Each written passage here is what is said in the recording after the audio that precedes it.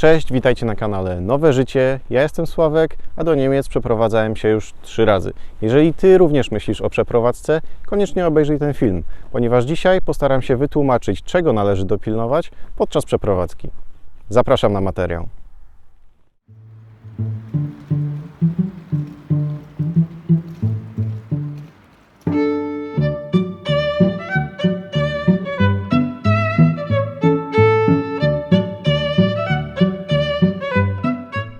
Dzisiaj próbuję nowych rzeczy, więc postaram się wstać z ławeczki, pogadać z Wami trochę luźniej, bez scenariusza i połazić trochę z kijkiem. Więc no cóż, to będzie mój pierwszy raz, więc spróbujmy. Dajcie znać w komentarzach, jak to wyszło. Czy wolicie bardziej ławeczkowy tryb nagrywania filmów, czy jednak taki profil kręcenia filmów na patyku i połażenia sobie po okolicy będzie Wam bardziej pasował. Ale wracając do formalności, których należy dopełnić podczas przeprowadzki do Niemiec. Pierwsza rzecz, jaką trzeba dopilnować, to przypomnieć sobie wszelkie lekcje języka niemieckiego ze szkoły, które pamiętacie. Nawet jeżeli to jest poziom bardzo podstawowy, nawet jeżeli będziecie musieli zaczynać od nowa, to jest to coś, co naprawdę ułatwi Wam mocno życie, ponieważ w Niemczech Niemcy są bardzo międzynarodowym krajem i jest tutaj dużo narodowości, to prawda, ale jest pewna zasada, że w Niemczech mówi się po niemiecku. Nawet jeżeli są korporacje międzynarodowe, dla których byście chcieli pracować, to one operują w Niemczech w języku niemieckim. Są faktycznie niektóre firmy, które z reguły są anglojęzyczne i operują w języku angielskim, ale jest to naprawdę mniejszość firm, które tak robią. Zwykle na pozycje w firmach międzynarodowych po prostu wymagany jest również język niemiecki. Nawet jeżeli chcemy, no nie wiem, nie pracować w korporacjach, ale w normalnej pracy, w supermarkecie, nie wiem, w urzędzie, no to tym bardziej ten język niemiecki się przyda. Jeżeli nie jest on perfekcyjny, on nie będzie perfekcyjny, bo zawsze Niemiec pozna różnicę, jeżeli ktoś jest przyjezdny, jeżeli ktoś nie jest przyjezdny, ok, ale jeżeli będziesz się starała mówić po niemiecku, to na pewno Niemcy to generalnie doceniają, bardzo to doceniają, bo przyjeżdżasz, starasz się, pracujesz i asymilujesz się. Miałem taką sytuację w poprzednim mieście, w którym mieszkałem, w Münster, gdzie pracowałem jako dostawca posiłków do przedszkoli każdego poranka, gdzie ludzie po prostu w firmie znali angielski i doskonale nim operowali. A kiedy starałem się właśnie przechodzić na angielski, zwykle było to raczej odepchnięcie. No i usłyszałem kilka razy, że sorry, jesteśmy w pracy i tutaj mówimy po niemiecku. Taka jest rzeczywistość w Niemczech pod tym względem. Drugim punktem, który należy dopilnować przed wyjazdem, jest według mnie znalezienie pracy. Znalezienie pracy przed wyjazdem. Żeby się nie okazało, że po przyjeździe zjedzą nas koszty mieszkania w taki sposób, że po prostu nie będziemy mogli już dłużej być tam na miejscu i szukać pracy. Będziemy musieli wrócić z powrotem do Polski albo do innego kraju, z którego pochodzicie i zaczynać od nowa. Ja osobiście swojej pracy w Niemczech szukałem przez 1,5 roku. 1,5 roku mi zajęło, żeby znaleźć pracę w Niemczech, w moim zawodzie. I udało mi się faktycznie to zrobić w taki sposób, że nie jest wymagany język niemiecki w firmie, ale rekruterzy i tak zawsze preferowali osoby, które choć uczą się niemieckiego, albo znają już ten niemiecki na jakimś podstawowym poziomie, który pozwoli nam tu po prostu przeżyć w Niemczech. I tak, jeżeli chodzi o pracę i znalezienie pracy, no to oczywiście z polecenia można znaleźć lokalne prace, które są, powiem tak, no nie wiem, zwyczajne. Nie wiem, praca w piekarni, praca w sklepie, Bardzo dużo jest tych ofert. Zawsze trzeba znać język niemiecki. Ale jeżeli chcemy znaleźć pracę przed wyjazdem, tak jak właśnie wspominałem, to należy szukać takiej pracy w serwisach internetowych. Najlepiej, według mnie, do tego się sprawuje LinkedIn. Bardzo dużo tutaj firm używa właśnie LinkedIn do rekrutacji, ale można też zasięgnąć innych lokalnych serwisów, na których pracodawcy ogłaszają stanowiska. I są to na przykład monster.de. Pracy możemy też szukać na innych portalach, takich jak eBay, Kleinanzeigen. To jest bardzo ważny serwis lokalnych ogłoszeń w Niemczech. No i przed wyjazdem też można sobie ustawić lokalizację różną, tak jak na naszej dawnej tablicy, dzisiejszym OLX. To działa bardzo podobnie. Można znaleźć tam różne prace, aczkolwiek są one bardziej, właśnie tak jak powiedziałem, normalne, typu jakieś lokalne prace, lokalne mini prace i średnie prace, mini job. To są prace, które można robić dodatkowo. Mini job klasyfikuje się tym, że pracujesz do 10 godzin w tygodniu. Midi job no to 20 godzin w tygodniu, to jest Teilzeit job, ale można też oczywiście Vollzeit job, no to już jest 40 godzin. Kolejnym aspektem w szukaniu pracy jest to, żeby szukać jej konsekwentnie, żeby się nie poddawać.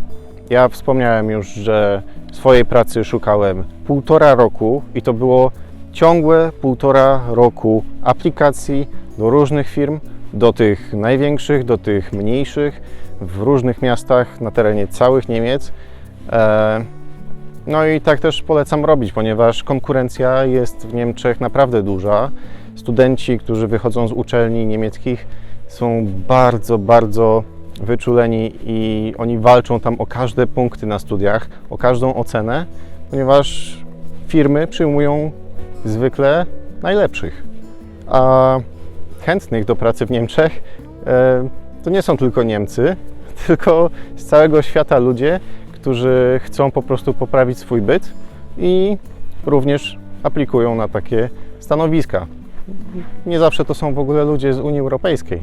Są to też ludzie z Azji, z Ameryki Południowej. Jest to bardzo popularne. Chciałem Wam powiedzieć, że faktycznie krążą w Polsce legendy o niemieckiej biurokracji, o tym, jak tutaj jest źle pod tym względem, jak to jest wszystko zbiurokratyzowane. I odpowiem na to tak, to jest zbiurokratyzowane. Niemcy generalnie wszystko muszą mieć na papierze i to jest prawda. Nad tym podtrzymują porządek i to jak działają, bo oni lubią działać w spokoju, lubią mieć wszystko zorganizowane.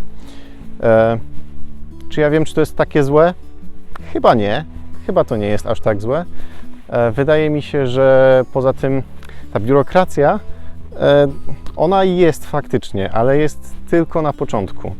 Nie powinniśmy się jej bać, ponieważ wszystkich formalności i tak musimy dopełnić, czy to jest Polska, czy to są Niemcy, czy to są inne kraje. Ok, ale już zostawmy to, jeżeli mamy pracę, jeżeli znajdziemy w końcu tą pracę wymarzoną, to kolejnym punktem, trzecim na naszej liście jest znalezienie mieszkania, swojego lokum, w którym już będziemy sobie żyć. Oczywiście od razu nie należy się nastawiać, ponieważ mieszkań w Niemczech jest wciąż mało, a popyt jest duży na mieszkania, więc być może na miejscu, jak już będziecie przez dłuższą chwilę, znajdziecie sobie coś lepszego i się po prostu przeprowadzicie. Ale na początku, jeżeli mamy tylko miesiąc, 2 miesiące, 3 miesiące na to, żeby podjąć pracę, zgodzić się, przeprowadzić się, to jednak należy łapać co się da w miarę naszych możliwości. Opcji mieszkaniowych jest kilka. Od najmniejszych możemy wynająć sobie pojedyncze pokoje w mieszkaniach, w których współdzielimy z kimś innym. Jest to dość popularne wśród studentów, żeby wynajmować po prostu pokoje. Można oczywiście wynająć sobie kawalerkę, ale tutaj należy zaznaczyć, że Niemcy niechętnie podchodzą do tego, żeby wynajmować kawalerkę dla więcej niż jednej osoby. Więc jeżeli jedziecie we dwójkę do Niemiec, to szukajcie po prostu większego mieszkania od razu, nie jednopokojowej kawalerki, ponieważ Niemcy nie dadzą nam zezwolenia na mieszkanie, na zameldowanie się w ich mieszkaniu więcej niż jednej osoby w takiej kawalerce. Im większe mieszkania, tym większe oczywiście koszta, ale wszystko jest dostępne, nawet wynajmy domów. To już zależy od kieszeni Waszej i preferencji. Mieszkania generalnie możemy znaleźć na wielu serwisach internetowych i zwykle jest to WG Gesucht. Zwykle ja z niego korzystałem. Można oczywiście spotkać wiele ofert mieszkaniowych na Facebooku, na już wspomnianym wcześniej eBay Kleinanzeigen. Zwykle korzystałem z tej opcji WG Gesucht.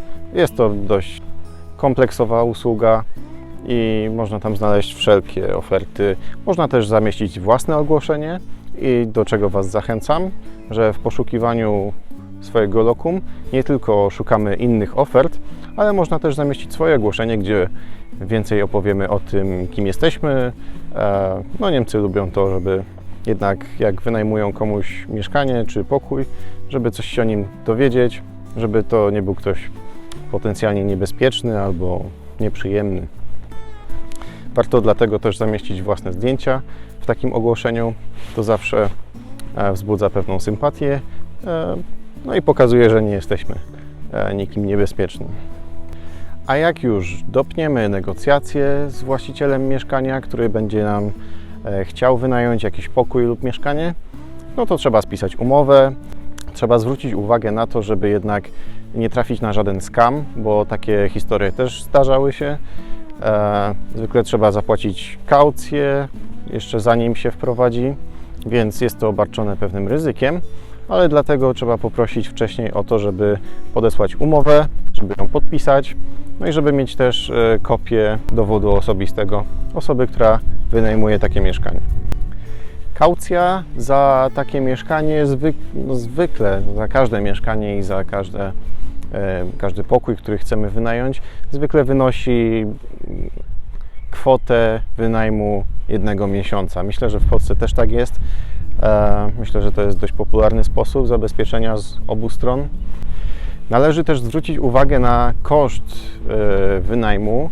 Jeżeli jest to koszt Kaltmiete, oznacza to, że jest to suchy koszt tylko wynajmu nieruchomości i nie zawiera on opłat za ogrzewanie, za gaz, za prąd, za wodę i takich rzeczy, które razem nazywają się Nebenkosten.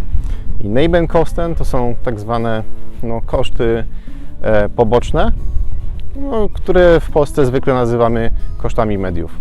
Jak już ktoś podaje w ogłoszeniu koszt Warmmiete, to już oznacza całkowity koszt wynajmu, do którego comiesięcznie już nie trzeba nic dopłacać.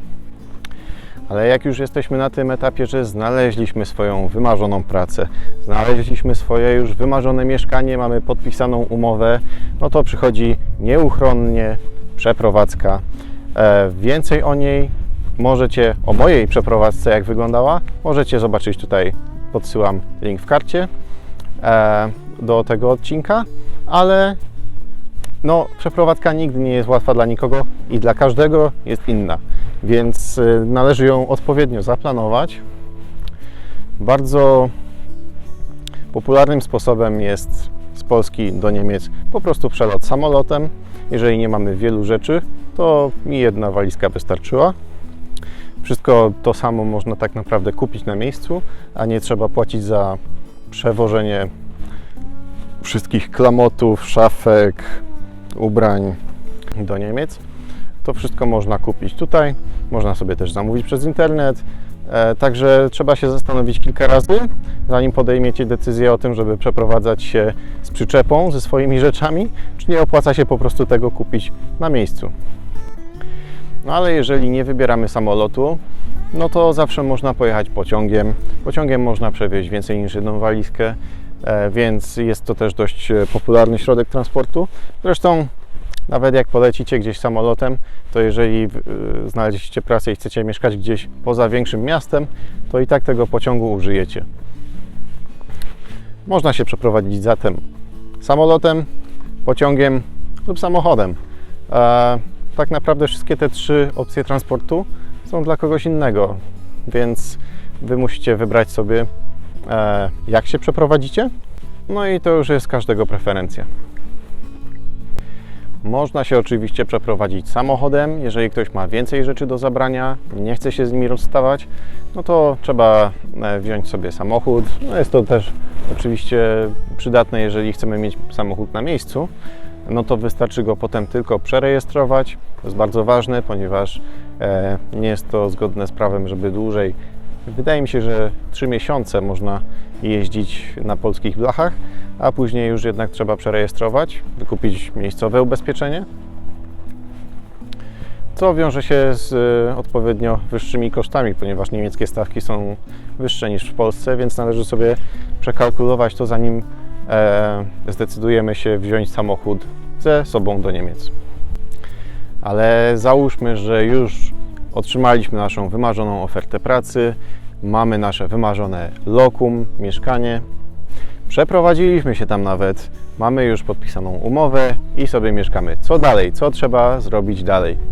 Dalej rozpoczyna się faktycznie ten maraton biurokracyjny i pierwszą rzeczą, jaką należy zrobić, należy dopilnować, żeby właściciel mieszkania, od którego wynajmujemy, dał nam papier i jest to papier specjalny. Papier, który się nazywa Wohnungsgeberbescheinigung. Wohnungsgeberbescheinigung to jest w wolnym tłumaczeniu zaświadczenie od właściciela mieszkania.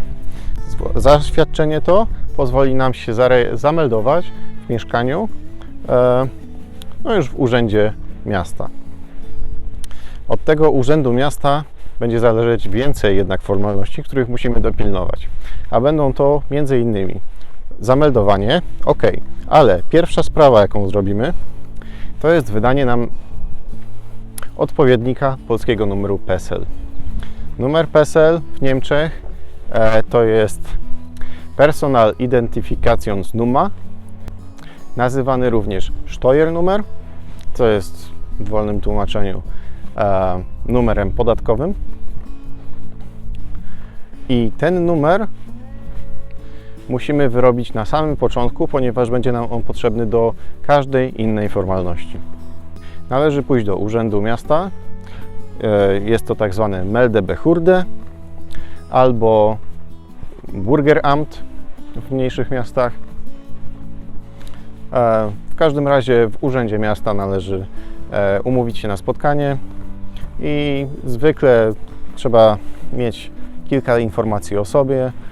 Również jedno z nietypowych pytań, które tam spotkałem, jest to, że należy podać przynależność religijną, ponieważ od niej zależy to, czy będą nam z pracy potrącać podatek na kościół, czy na inny kościół, czy na meczet, czy na ośrodek wyznania religijnego.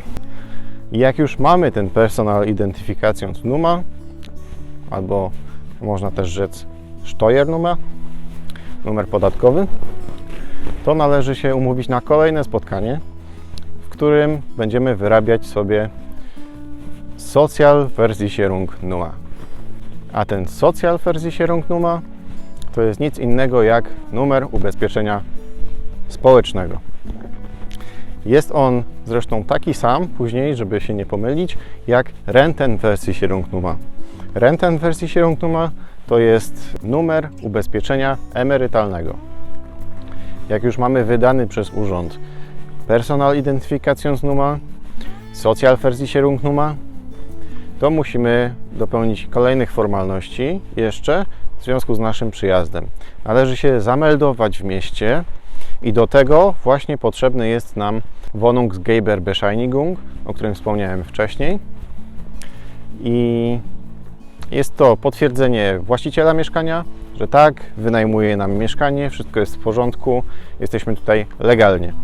Z takim papierkiem idziemy sobie do urzędu, W urzędzie potwierdzają to, że jesteśmy zameldowani w jakimś mieszkaniu i wszystko jest w porządku wtedy. Nie trzeba nic z tym już więcej robić. Jest to wymagane do tego, żeby Niemcy mogli nam wysłać wezwanie do płacenia podatku RTV, tak zwanego w Polsce. W Niemczech nazywa się to Rundfunkbeitrag i wynosi 55 euro i chyba 8 centów na 2022 rok. A płaci się go kwartalnie. I tutaj ważnym jest, żeby policzyć sobie to dokładnie, ponieważ jeżeli mieszkamy w jedną osobę w gospodarstwie domowym, 2, 3, 4, 5, 8, to jest nieważne. Opłata jest nakładana kwartalnie na każde gospodarstwo domowe, niezależnie od tego, ilu mieszka tam lokatorów. Więc jeżeli gdzieś mieszka więcej ludzi, po prostu składają się oni w równych częściach na ten podatek, na tą opłatę.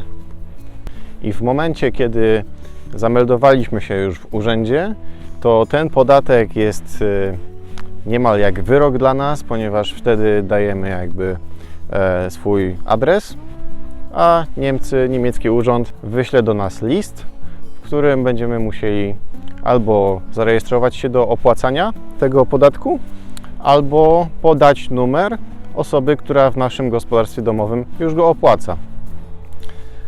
Należy odpowiedzieć na taki list, ponieważ jeżeli tego nie zrobimy, jeżeli nie odpowiemy na ten list, jeżeli nie wniesiemy opłaty lub nie potwierdzimy, że ktoś w naszym gospodarstwie domowym już opłaca taki podatek, to ponoć są bardzo wysokie kary. Na studiach jeszcze jak byłem, to mówili mi o wielotysięcznych karach za nieopłacenie tego podatku, więc lepiej się tym zainteresować, lepiej tego nie zbagatelizować, no i po prostu wpisać sobie to w stałe koszty utrzymania w Niemczech. Rzeczą kolejną, która może być dla nas jednak nowa, jest ubezpieczenie zdrowotne w Niemczech.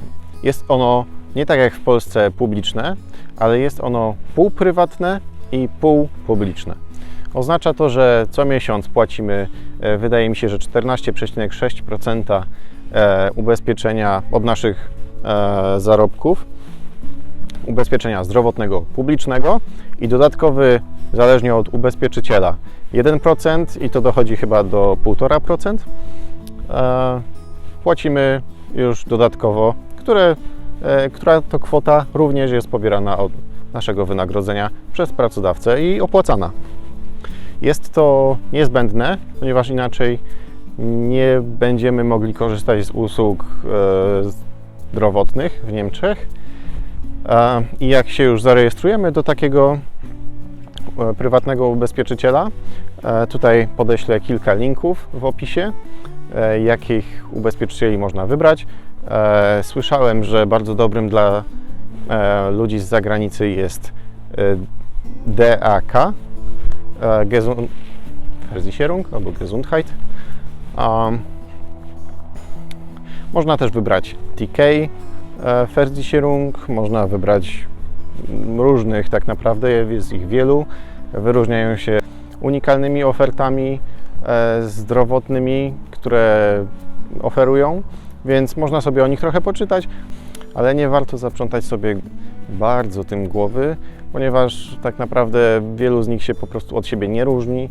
Taką rejestrację do prywatnej ubezpieczalni zdrowia załatwia się bardzo szybko, można to zrobić przez internet, albo można też umówić sobie spotkanie z ubezpieczycielem twarzą w twarz i podpisać niezbędne dokumenty.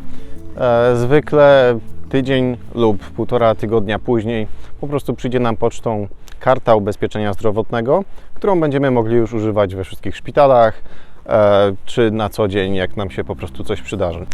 Ostatnią rzeczą, jaką należy zrobić w kwestii zdrowia, jest zarejestrowanie się do lekarza rodzinnego.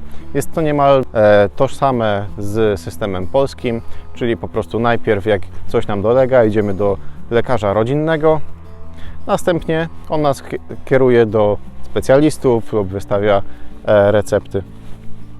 Jest to niemal tożsame, więc nie powinno tutaj być żadnych problemów z przystosowaniem się do tego systemu. I to już tak naprawdę wszystko, czego należy dopilnować. podczas przeprowadzania się z Polski do Niemiec. Jest to dość dużo rzeczy faktycznie, ale nie są to jakieś nie wiadomo jakie wybujałe, dziwne, biurokratyczne rzeczy. Po prostu to są rzeczy konieczne, które każdy obywatel w rozwiniętym świecie po prostu musi dopełnić. Ale jak już się to zrobi raz, to później już nie ma z tym żadnego problemu. Dosłownie można o tym zapomnieć. Generalnie po takiej podróży do urzędu miasta i załatwieniu wszystkich rzeczy nic więcej nie trzeba dopełniać, po prostu pracujemy i wszystko jest w porządku. Jeżeli tylko te punkty dopełnimy, to nic więcej nie trzeba robić. I tym akcentem siadam z powrotem na ławeczkę, żegnam się z Wami już na dzisiaj. Jeżeli wiecie jeszcze o jakichś innych formalnościach, które należy dopełnić, dajcie znać o tym w komentarzu. Możemy stworzyć o tym otwartą dyskusję. Ale na tą chwilę wydaje mi się, że są to wszystkie rzeczy, które ja zrobiłem kiedykolwiek przeprowadzając się do Niemiec i nie ma tutaj więcej tej biurokratycznej machiny, o której wszyscy mówią. Także wszystko na spokojnie, jak się weźmie, to wszystko się załatwi w tydzień, dwa i po sprawie. Trzymajcie się i do zobaczenia za tydzień.